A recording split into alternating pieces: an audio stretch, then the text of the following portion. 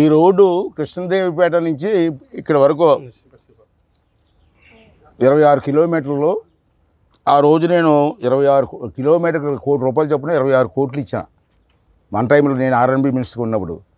తర్వాత ఈ ఫారెస్ట్ ఏరియాలో కొంచెం క్లియరెన్స్ ట్రబుల్ వచ్చి ఈ ముక్క ఆగిపోయింది, మిగతాదంతా అయిపోయింది.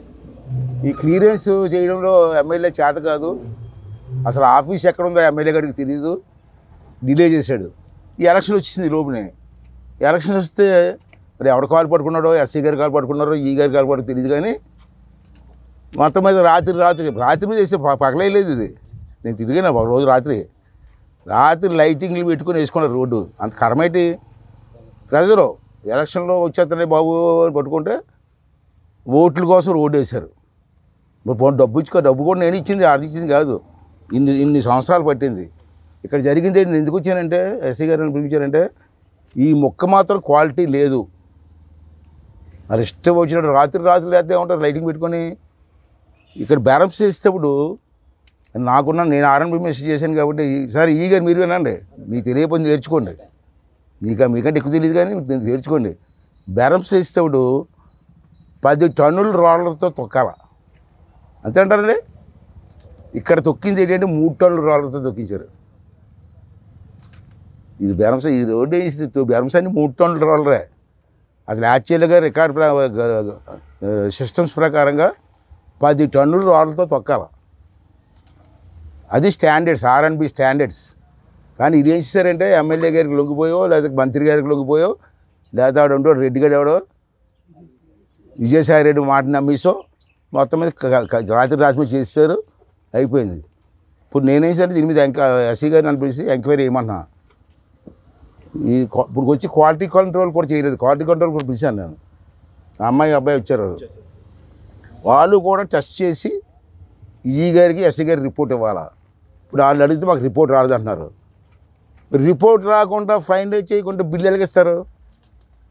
బిల్లు ఇవ్వడానికి వీలు లేదు. ఇది ఒరిజినల్ కాంట్రాక్టర్ ఒకడు, పని చేసినట్టు ఒకడు. ఇక్కడ కూడా మళ్ళీ ఆ ఒరిజినల్ కాంట్రాక్టర్ పక్క తోసేసి ఆ ఎమ్మెల్యే గారు ఎవరు చెప్పారని చెప్పి వీళ్ళు చేస్తుంటారు. ఏదేమైనా తప్పు జరిగింది ఇక్కడ.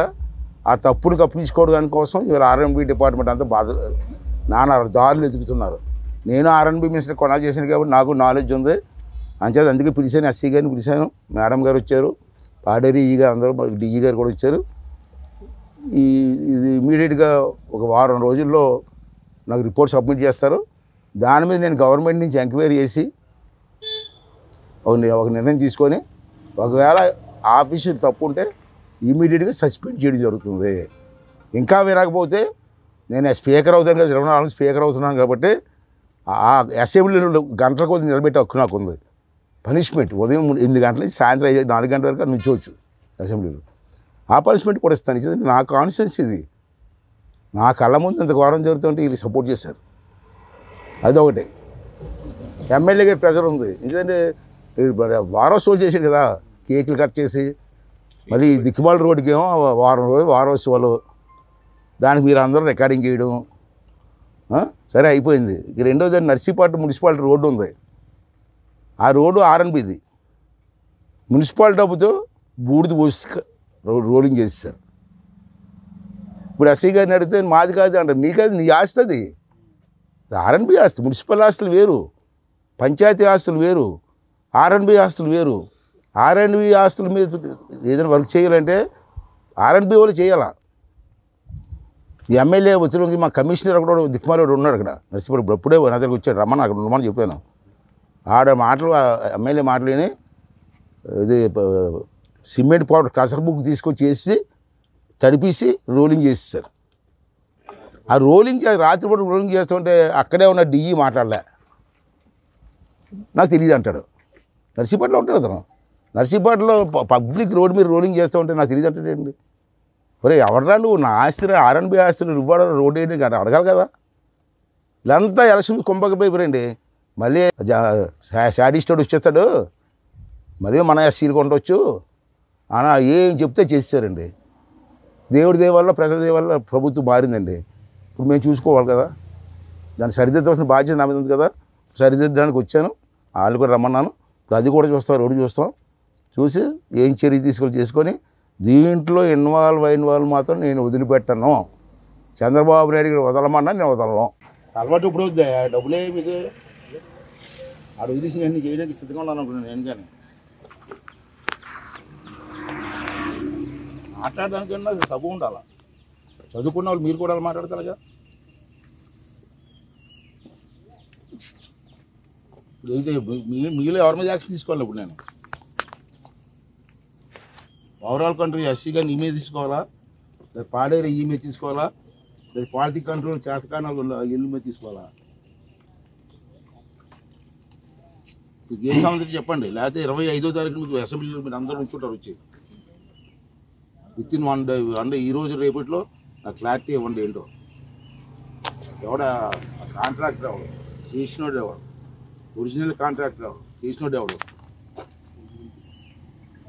ఆ కాంట్రాక్ట్కి ఎలిజిబిలిటీ ఉందా లేదా, ఈ వర్క్ చేసినోడికి ఎలిజిబిలిటీ ఉందా చెప్పండి. రోలింగ్ ఆఫీసర్లో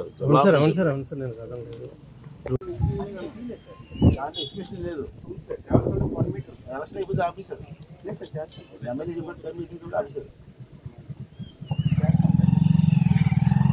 పార్టీ కంట్రోల్ ఎవరు? పార్టీ కంట్రోల్ ఇవాళ ఎవరు వచ్చారన్నారు?